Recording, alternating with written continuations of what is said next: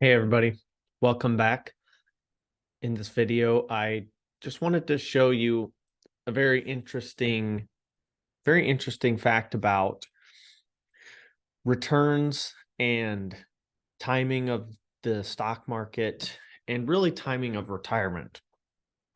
So part of a problem that we have with average rates of return and also predicting when and how much money someone's going to have in retirement is just it's a flawed idea. We don't have a crystal ball. We don't know how a lot of that stuff is going to work. And this is just a really quick example of how retiring at different times can totally affect how long your money lasts and how much income you get to enjoy. So this little chart here shows basically a comparison of if you had $1 million in the S&P 500 and you retired in 1973 to 1991. And that's this bottom line here, this orange line.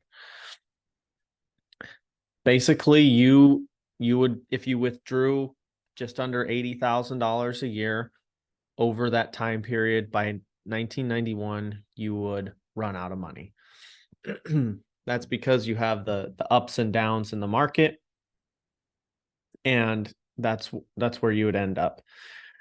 So the blue line here is assuming you flipped those years around. Instead, you took the returns of 1991 and worked backwards from 1991 until 1973. So let's just pretend you retired in 1991 and went to 1973. So we just flipped them around.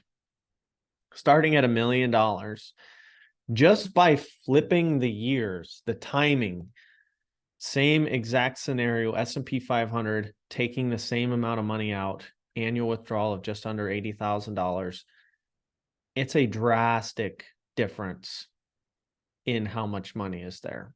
$3.7 million after that same time period.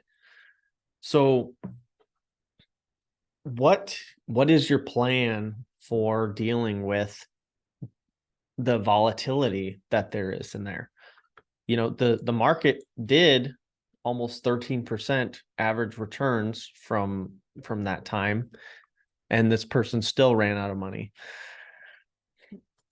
Here's just another visual of it from 73 all the way down to where it's completely depleted. So they were still able to enjoy $1.5 million of income over those years. But in the other scenario, they enjoyed that same 1.5 million and still had 3.7 million in their retirement account. So this is a problem for planning because we don't know how many down years we're going to have, especially early on. This shows in 1973, the stock market takes two huge hits, and it takes some time for it to recover.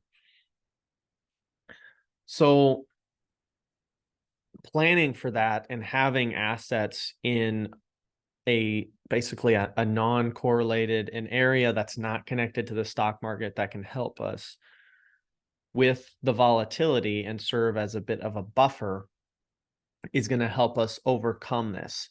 And in an upcoming video, I'll go ahead and show that concept with the volatility buffer and show how that increases the income and allows that person to have more assets in retirement once retirement's over.